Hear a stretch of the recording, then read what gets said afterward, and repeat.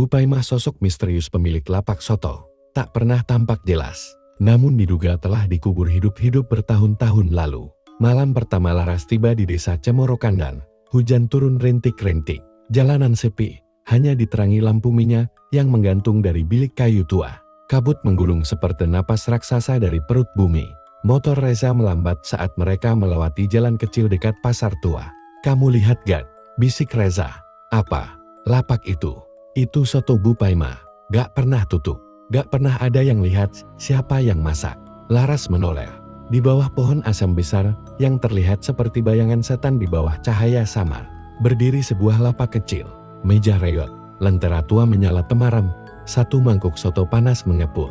Tak ada penjual, tak ada suara, tapi wangi kuah kaldu menyengat hidung menggoda, namun menyimpan bau amis samar yang tak lazim. Reza menahan tangan Laras saat ia hendak mendekat. "Jangan sembarangan. Ini bukan soto biasa. Ini buat yang lapar. Tapi bukan lapar perut." "Maksudmu?" "Dulu ada pendatang yang makan di situ. 3 hari kemudian, dia ditemukan di pematang sawah, matanya melotot, perutnya robek. Tapi yang aneh, organ dalamnya diganti sama tulang ayam." Laras menertawakan cerita itu. "Ini cuma mitos kampung, cocok buat isi blog mistis. Tapi aku mau verifikasi. Cerita yang beredar di Cemorokandan mengisahkan tentang Bu Paimah, janda tua yang membuka warung soto di tahun 1980-an. Soto buatannya dikenal gurih dan murah. Tapi suatu malam, ada tetangga yang mendapati bau busuk menusuk dari dapur rumahnya. Ketika warga menggeledah, mereka menemukan lubang besar berisi tulang belulang manusia di bawah tungku sotonya. Warga marah. Mereka menyerit Bu Paimah ke pematang belakang desa, menggali lubang, dan menguburnya hidup-hidup. Tapi sebelum tanah menutup wajahnya, Bu Paimah berteriak, "Aku akan tetap melayani. Mereka yang lapar akan datang, dan aku akan memberi makan dari tangan yang tak bisa membusuk." Laras, meski merinding, tetap mendekati tenda soto itu. Malam itu juga, di balik tirai putih kotor, ia tak melihat siapapun. Tapi ada suara. Serut, serut. Suara hirupan dari balik tirai. Tapi tak ada mulut yang kelihatan. Hanya bayangan samar tangan berlumpur sedang mengangkat sendok. Dan soto di meja ental, bagaimana berkurang isinya. Reza menarik Laras. "Kalau kamu mau bikin cerita, bikin. Tapi jangan makan. Sekali kamu makan, kamu jadi bagian dari mereka." "Mereka siapa?" tanya Laras. "Mereka yang hilang, tapi tak bisa pergi." Kembali di rumah Reza malam itu, Laras mencatat semuanya. Tapi matanya terus terpaku pada jari-jarinya. Ia sadar kuku jempol tangan kirinya kini dipenuhi tanah. Padahal, ia tidak menyentuh apa-apa tadi. Dan di dalam tasnya, tercium aroma soto menyengat. Saat ia buka resleting tas, ada mangkuk soto panas masih mengepul dengan selembar kertas kecil di bawahnya. "Besok malam, kamu pasti lapar." Langit desa masih kelabu, diselimuti kabut yang terasa dingin seperti tulang di PTS. Di pojok pasar Giritanur yang mulai sepi, warung soto milik Pak Kusno tetap menyala terang. Api kecil dari tungku tanah liatnya membara pelan.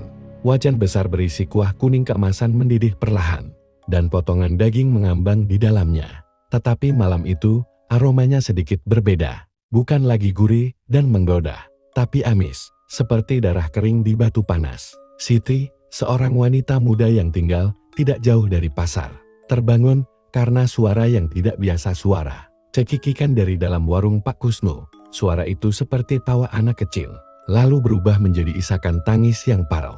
Ia melirik jam, pukul 2.15 menit, dengan penasaran bercampur khawatir. Ia mengenakan jaket dan melangkah pelan keluar rumah.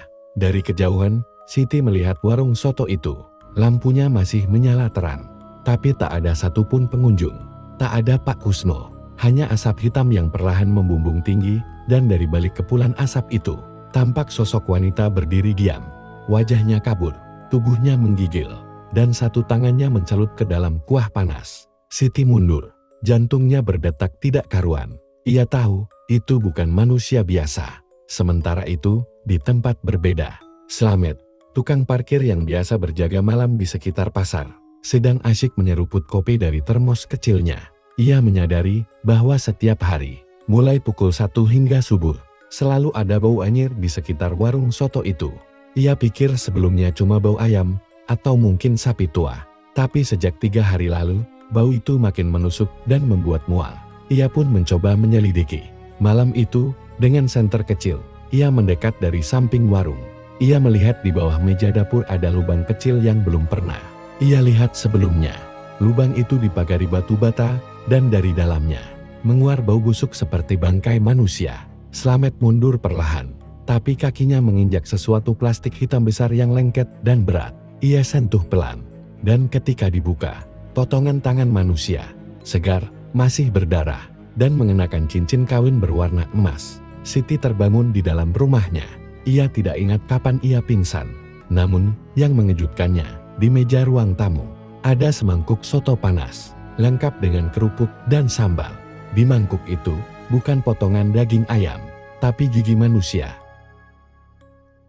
Hujan mengguyur tanah merah yang mulai becek. Suara gemericik air menyatu dengan desir angin yang menggugurkan daun-daun jati. Di ujung jalan sempit desa itu, lapak soto Mak Jamin tetap menyala terang. Padahal semua rumah sudah gelap, tak ada pengunjung.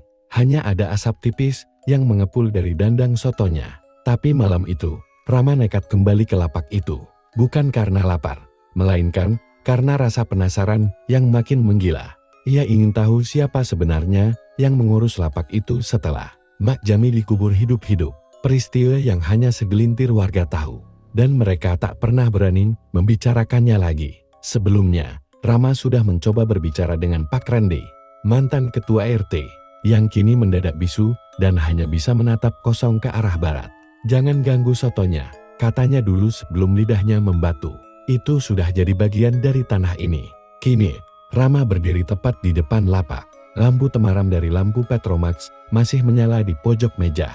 Namun ada satu hal yang berubah, bau amis yang menyengat, seperti darah basi, tercampur tanah basah. Rama mengelus tengkuknya yang merinding. Ia melangkah maju, mendekat ke panci besar yang mengepul. Tangan gemetar, ia membuka tutupnya. Isinya bukan soto, tapi potongan kain kafan berlumur darah, mengambang di dalam kuah. Rama mundur, ingin lari. Tapi dari balik gubuk dapur, terdengar suara gemerincing mangkuk. Seperti ada yang sedang menyiapkan pesanan. "Duduklah, Nak, soto sudah hampir matang." Suaranya perempuan, serak, namun jelas bukan suara Mak Jami, lebih muda, tapi dingin dan tanpa jeda, seperti dibisikkan dari liang lahat. Dengan tubuh kaku, Rama menoleh. Dari balik tirai bambu, muncul seorang gadis remaja berpakaian kebaya lusuh. Wajahnya pucat pasi, mata menghitam. Tapi yang membuat Rama hampir pingsan, di leher gadis itu tergantung liontin merah milik Mak Jami yang dikuburkan bersamanya. "Kau lapar kan?" tanyanya, menaruh semangkuk soto yang mengeluarkan bau anyir. Rama berusaha mundur, tapi kursinya tak bisa digerakkan. Kakinya seperti ditahan sesuatu dari bawah tanah. Ia menoleh ke bawah. Tangan kaku membiru muncul dari celah-celah tanah, mencengkeram pergelangan kakinya. Seketika itu, suara tangis terdengar dari bawah bumi, seperti banyak orang meratap bersamaan. Tangisan para pelanggan yang tidak pernah pulang. Tangisan mereka yang makan soto dan tidak pernah ditemukan kembali. Keesokan paginya, warga menemukan lapak soto itu masih menyala. Tapi tidak ada siapapun. Hanya sebuah mangkuk soto dingin di meja, dan jejak kaki berlumpur menuju tanah pekuburan di belakang lapak. Dan satu hal yang membuat bulu kuduk semua warga berdiri. Tulisan di kaca lapak itu berubah.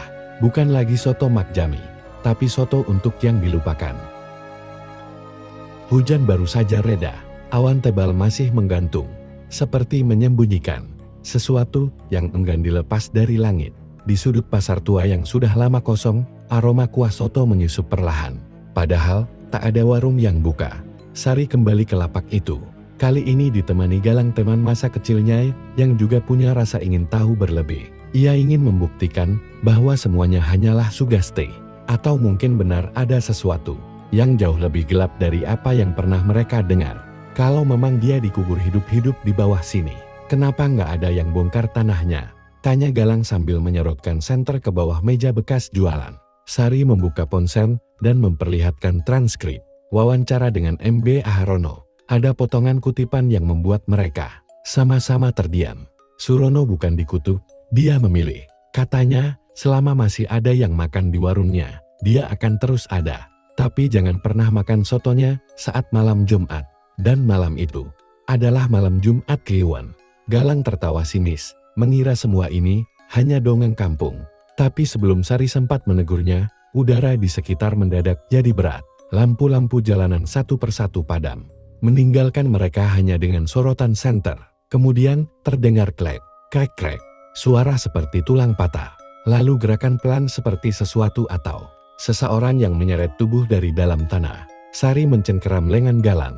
Di bawah meja itu, ada sepasang tangan yang terbalut kain putih kotor, merangkak keluar perlahan. Dari balik gundukan tanah bekas lantai lapak, muncul wajah pucat pasi dengan mata terpejam, dan rahangnya masih mengunyah, bergerak naik turun seolah sedang menyantap daging meski tak ada apa-apa di sana. "Pak Surono," gumam Sari, suaranya nyaris tercekat. Wajah itu mendongak, lalu perlahan membuka mata kosong, tak ada putih, hanya hitam yang pekat dan dalam. Dari bibirnya, uap panas keluar, membawa aroma soto yang menusuk.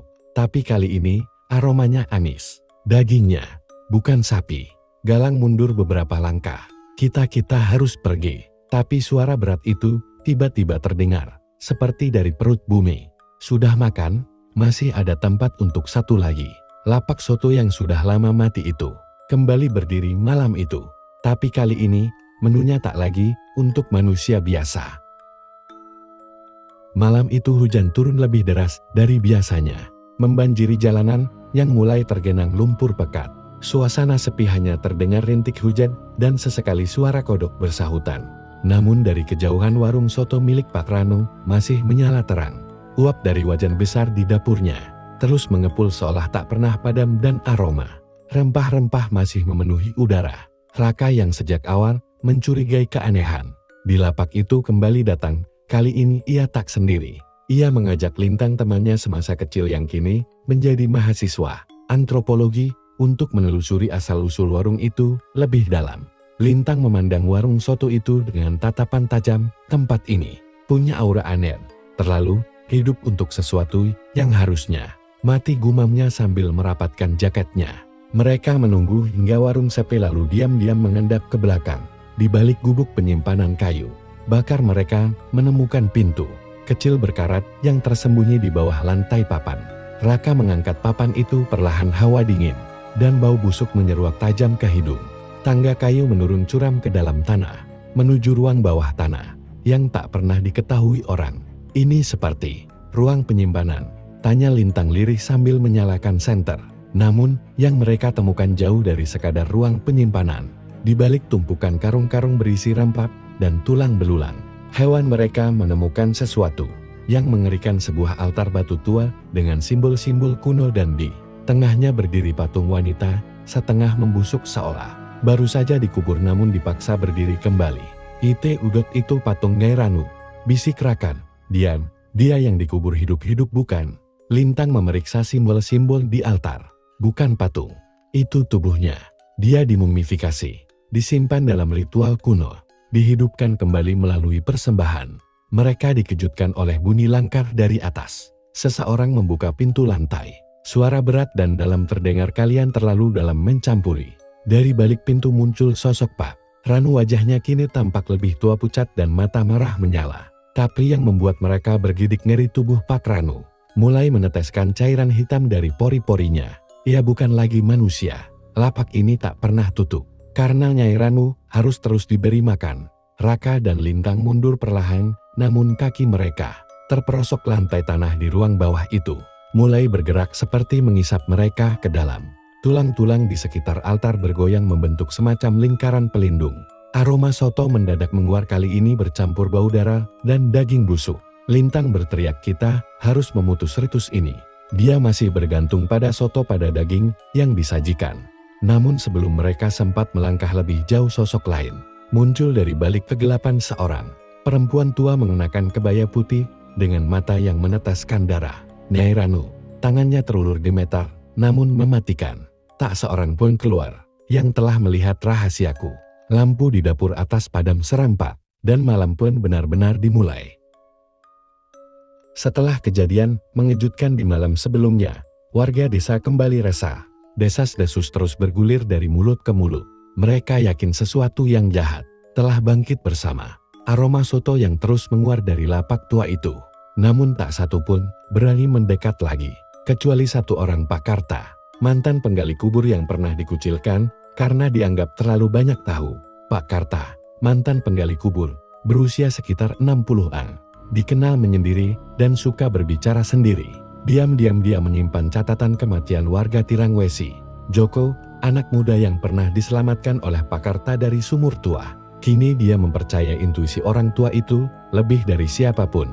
Mbak Turi, warga yang terakhir melihat Bu Reni, istri Pak Sutris, sebelum menghilang. Sore itu, Pak Karta datang ke lapak soto yang masih tetap buka seperti biasa. Ia berdiri lama menatap gerobak tua yang sudah penuh lumut dan kain berdebu yang bergoyang pelan, seolah ada angin dari dunia lain yang membelainya. Tiba-tiba, dia menggali sedikit tanah di samping lapak dan menemukan kain kafan robek berisi segumpal rambut. Ini bukan rambut biasa, gumamnya. Ini rambut Bu Reni. Joko yang diam-diam mengikutinya dari belakang, terkejut melihat Pak Karta mencium tanah dengan mata terpejam. Tolong dengarkan, Jo, tanah ini berbicara. Ada yang masih hidup di bawah sana, kata Pak Karta lirih. Tapi Joko hanya bisa menelan ludah. Ia tak sanggup menjawab. Malamnya, suara tangisan samar terdengar dari lapak, bukan hanya oleh Pak Karta, tetapi juga oleh warga sekitar yang nekat mendekat. Salah satu dari mereka, Mbak Turi, mengaku mendengar suara memanggil namanya dengan nada gemetar. Turi ye, tolong aku. Gelap sekali di sini ye. Warga mulai curiga, namun enggan mempercayai apa yang terjadi. Seorang dukun desa, Kirano, memperingatkan, lapak itu bukan sekadar tempat dagang. Itu penanda batas. Dulu, tempat itu adalah tanah larangan, dan kini telah dibuka kembali oleh keserakahan. Pak Karta menolak peringatan. Kirano, ia bersikeras bahwa satu-satunya cara menghentikan semua ini adalah membongkar kembali kubur Pak Sutris. Meskipun secara hukum itu dilarang. Malam hari, diiringi hujan rintik, Pak Karta dan Joko menggali kuburan Pak Sutris diam-diam. Tapi saat sekop mereka mengenai peti kayu, suara berat terdengar dari balik peti. Kenapa kalian ganggu aku lagi? Tubuh Joko langsung terpental, dan tanah menggulung kembali menutup lian. Pak Karta terdiam, lalu menoleh ke arah gerobak soto yang masih menyala lampunya. Di balik tirai lusuk itu, bayangan Pak Sutris berdiri diam, dengan mata kosong dan darah mengalir dari sela bibirnya, menunjukkan bahwa sesuatu yang lebih besar sedang bangkit. Lapak soto itu bukan hanya menyimpan arwah, tetapi menjadi pintu gerbang dari sesuatu yang telah dikunci ratusan tahun lalu. Dan kini, segel itu mulai terbuka. Malam keempat sejak suara-suara dari arah lapak soto mulai terdengar lagi. Kini warga sudah terlalu takut untuk mendekat. Bahkan Pak Lurah pun mengunci diri di rumahnya. Tapi tidak dengan Seno. Seno, pemuda yang kehilangan kakaknya setelah memakan soto dari lapak terkutuk itu, masih menyimpan dendam. Ia yakin ada sesuatu yang belum tuntas. Sesuatu yang mengikat lapak itu dengan dunia orang mati. Dan malam ini, ia berniat mengungkapnya. Seno membawa senter, satu botol minyak kelapa, dan sebuah belati pusaka warisan kakeknya seorang dukun pengusir roh zaman dulu. Lapak itu terlihat biasa dari kejauhan, bahkan lebih bersih dari biasanya. Namun begitu mendekat, bau amis yang aneh, seperti darah basi dan daging busuk segera menyergap hidungnya. Lentera di pojokan lapak menyala meski tak ada yang menyalakan. Seno masuk dengan hati-hati. Uap dari kuali besar di atas tungku perlahan mengapul. Ia membuka penutupnya. Ya Tuhan, di dalam kuali itu bukan soto, tapi potongan rambut panjang, gigi, dan kulit manusia mengambang dalam cairan kental kehitaman. Seno muntah seketika. Dari arah dapur, terdengar suara langkah. Menyeret, kau, belum bayar hutang rasa. Sosok pemilik lapak Mbah Kirno muncul. Tubuhnya separuh hancur, mata kosong, kulit membusuk dan giginya masih menggigit sesuatu. Tapi anehnya ia tidak menyerang. Ia hanya duduk di kursi lapak seperti biasa, menyendok cairan dari kuali dan menuangkannya ke mangkuk. Seno bergetar, tapi ia mengingat kata-kata neneknya, jika roh dikubur tanpa restu, dia akan jadi penjaga dunia di antara. Kalau kau ingin istirahat, beritahu di mana kau dikubur. Mbah Kirno menunjuk ke bawah lapak, lalu mendesis, mereka menguburku hidup-hidup, agar rahasiaku tak terbongkar. Tiba-tiba tanah di bawah lapak bergetar. Uap dari tungku menghitam. Lampu padam. Dari dalam tanah muncul sesosok lain. Seperti tubuh Mbah Kirno yang kedua, namun utuh dengan wajah menahan jerit. Mayat itu masih memakai seragam lusuh khas pedagang soto, dengan koin-koin perak di dadanya. Seno menggali tanah itu dengan tangan dan belati. Ditemukannya peti kayu dengan tulisan kuno di tutupnya. Jangan dibuka sebelum warisan dilunasi. Namun ia tetap membukanya. Di dalamnya ada mayat utuh Mbah Kirno masih segar dan tangan kirinya mencengkeram mangkuk soto.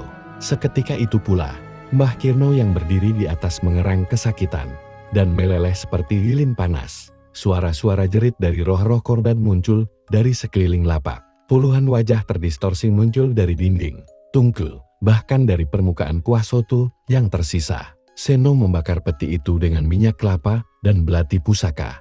Api menyala biru. Jeritan berhenti. Lapak runtuh pelan-pelan. Seno terduduk lemas di tanah. Ia menangis, namun hatinya lega. Bau amis menghilang. Uap dingin lenyap. Namun saat ia berbalik untuk pulang, ia menemukan satu mangkuk soto masih tersaji di atas meja lapak yang sudah rata dengan tanah. Di atasnya ada secari kertas bertuliskan, "Warisan ini belum lunas Seno." Malam seakan menjadi titik balik dari semua hal yang selama ini hanya dianggap sebagai bisik-bisik warga. Setelah kejadian kubur tua terbuka sendiri dan suara perempuan menangis di tengah hujan deras. Hari ini dimulai dengan keheningan mencekam. Tidak ada burung berkicau. Angin seakan lupa cara berhembus. Aditya terbangun di rumah Pak Arwan. Lelaki tua itu hanya duduk termenung di beranda. Tangannya gemetar menggenggam cangkir teh yang sudah dingin. Sejak kejadian malam itu, Aditya memutuskan untuk tinggal sementara di rumah Arwan agar bisa lebih dekat dengan lapak soto yang kini benar-benar tak pernah tutup. Meski pemiliknya sudah jelas-jelas dikubur 7 hari lalu. Namun, pagi ini lebih aneh dari sebelumnya. Lapak soto itu yang biasanya hanya berasap tipis kini mengeluarkan kepulan asap tebal berbau belerang. Aroma daging terbakar menyengat. Tanpa aba-aba, Aditya berlari ke sana. Saat ia tiba, ia melihat panci besar yang selalu tertutup rapat, kini terbuka lebar. Dan di dalamnya mendidih cairan merah kehitaman dengan suara gemuruh seperti magma. Suara jeritan menggema dari dalam tanah, tepat di bawah lapak itu. Beberapa warga datang, dipimpin Bu Mirna, bidan desa yang dikenal paling logis. Tapi saat ia mencoba menyentuh gerobak itu, ia berteriak, panasnya bukan dari api, ini dari bawah tanah. Pak Arwan yang mengikuti dari belakang tiba-tiba jatuh berlutut. Ia menggigil sambil berkata lirih, itu bukan sekadar lapak, itu penutup dari lubang yang seharusnya tidak pernah dibuka.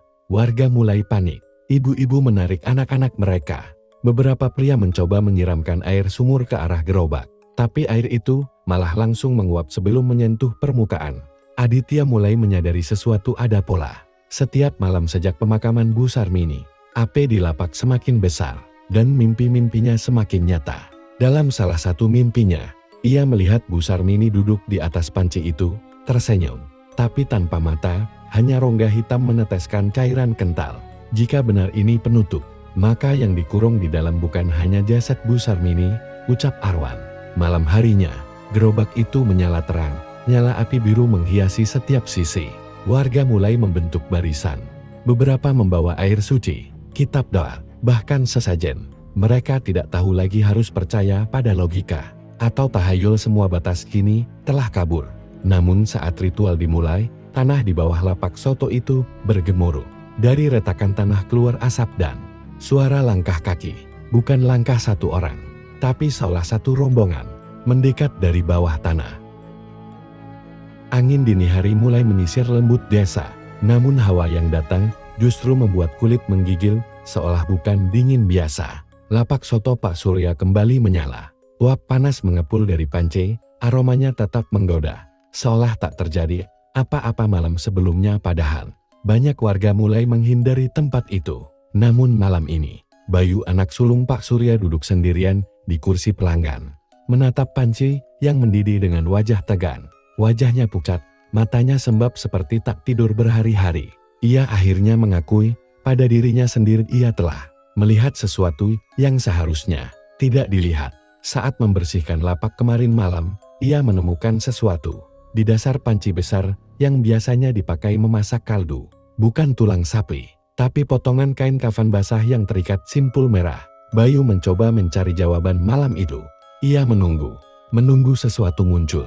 Dan benar saja, tepat pukul 2.13 menit, dini hari saat detik jam di dinding, tiba-tiba berhenti uap dari panci berubah jadi bentuk wajah. Wajah yang tidak asing. Wajah ayahnya Pak Suryan. Tapi wajah itu bukan wajah ayahnya yang dulu. Itu wajah mayat. Wajah seseorang yang telah dikubur. Dengan tanah yang masih menempel di alis dan mata membelalak. Wajah itu berbisik dari balik uap. Kau biarkan mereka ambilku. Kau tahu siapa mereka. Bayu gemetar. Ia ingin lari, tapi tubuhnya seperti dipaku di tempat. Lalu ia melihat. Dua tangan kurus keluar dari dalam panci. Uap mendesis seperti disiram air dingin. Tangan itu meraih pinggiran panci, seolah mencoba keluar. Bayu berteriak sekuat tenaga, namun suara seolah tenggelam dalam malam. Ia mencoba memejamkan mata, berharap ini mimpi. Ketika ia membuka mata kembali, semua hilang. Panci mendidih seperti biasa. Tak ada uap berbentuk wajah, tak ada tangan kurus, hanya aroma soto. Tapi ia tahu, apa yang dilihatnya bukan hayalan. Kain kafan yang semalam ia simpan di saku, masih basah dan terikat simpul merah. Dan kini, ada noda darah di ujungnya. Di kejauhan, dari pohon beringin yang menghadap lapak soto, terdengar suara ketawa pelan. Suara perempuan. Bayu menoleh. Sosok berselendang hitam berdiri diam di bawah pohon. Wajahnya tak terlihat jelas, tapi dia melambai ke arah Bayu. Hujan mengguyur desa tanpa henti. Gemuruh petir menggetarkan genteng rumah-rumah warga. Namun seperti biasa, lapak soto tua di dekat pertigaan pasar tetap menyala terang dengan nyala lampu Petromax yang bergoyang diterpa angin. Kuah soto dalam panci besar masih mendidih, mengeluarkan aroma yang khas dan hangat. Damar, kini pemilik lapak itu, setelah kepergian tragis Bunarti, duduk termenung di kursi plastik tua. Pandangannya kosong menatap jalan. Pikirannya melayang kembali ke malam saat dia menemukan tubuh Bunarti yang terkubur hidup-hidup di belakang warung ini. Ia masih bisa mendengar suara desah nafas tertahan, kuku yang mencakar-cakar tanah. Dan sejak malam itu, Damar tidak pernah menutup lapak ini. Bukan karena niat mulia melanjutkan usaha, tapi karena ketakutan. Ia merasa diawasin, diintai, dia tak berani meninggalkan lapak meski satu malam saja. Jam menunjukkan pukul 1.17 menit dini hari. Tiba-tiba, suara langkah kaki terdengar mendekat, pelan dan berat, dari arah jalan basan di bawah rintik hujan. Damar menoleh. Seorang wanita tua, mengenakan kebaya kumal dan celemek merah, berdiri diam di seberang meja. Rambutnya basah menutupi separuh wajah. Matanya tajam, menusuk Damar. Bunarti. Damar berbisik, tenggorokannya kering. Wanita itu tidak menjawab. Ia hanya melangkah maju, duduk di kursi pelanggan, lalu menunjuk ke arah panci. Ambilkan aku semangkuk, katanya dengan suara parau, serak seperti seseorang yang lama tak bicara, atau baru bangkit dari dalam tanah. Tangan Damar gemetar saat ia menuangkan kuah ke dalam mangkuk. Aroma amis yang tak wajar menyengat hidungnya. Ia menoleh ke panci. Cairan di dalamnya tampak lebih pekat kecoklatan, seperti darah. Tapi ia tidak bisa berhenti. Wanita itu makan pelan-pelan. Suara sendoknya berdenting pelan di bibir mangkuk. Setelah 3 suap, ia mendongak, menatap Damar. Kalau kau berhenti masak, Damar, aku akan kembali. Bukan hanya untukmu. Damar ingin berteriak, ingin kabur. Tapi kakinya tak bisa digerakkan. Jantungnya berdegup terlalu cepat.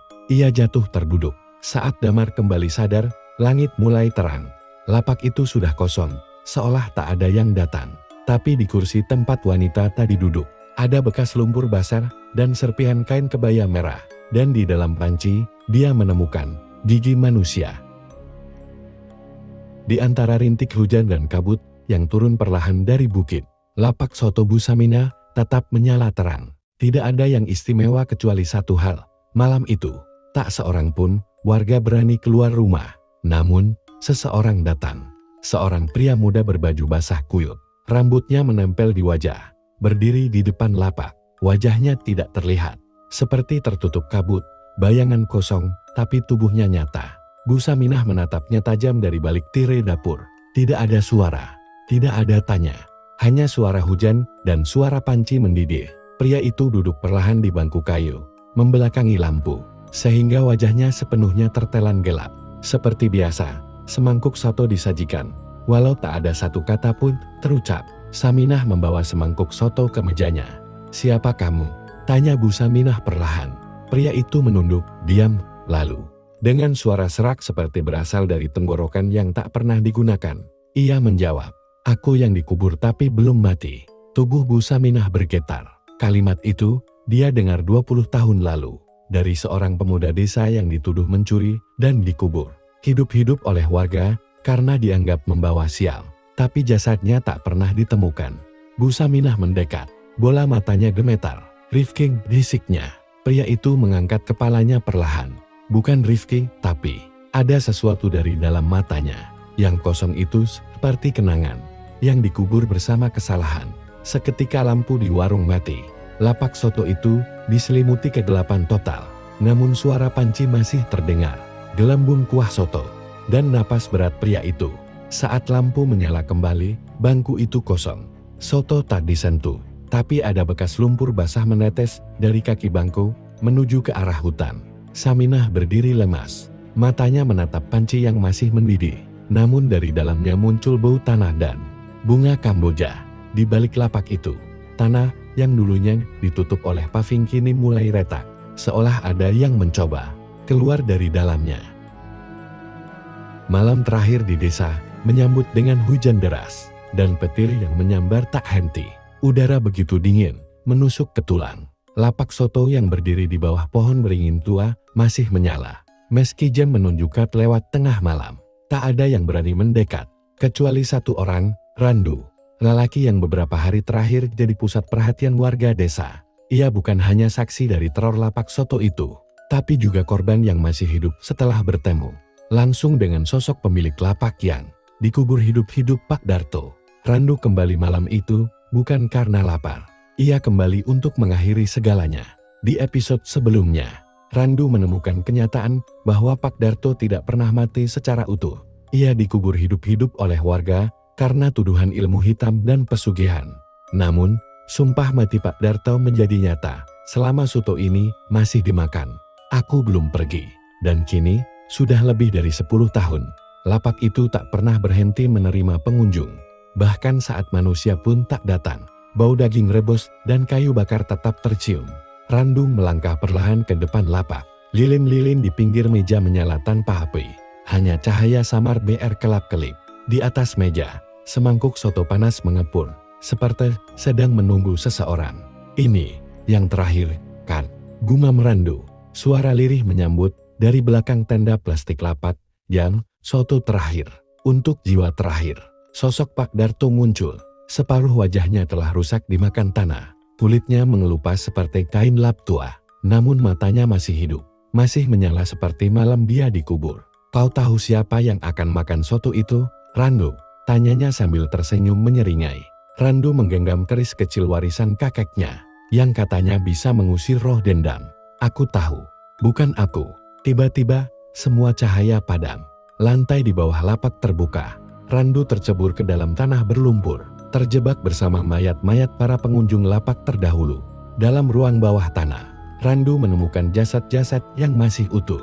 Mereka adalah para pelanggan soto yang menghilang bertahun-tahun lalu.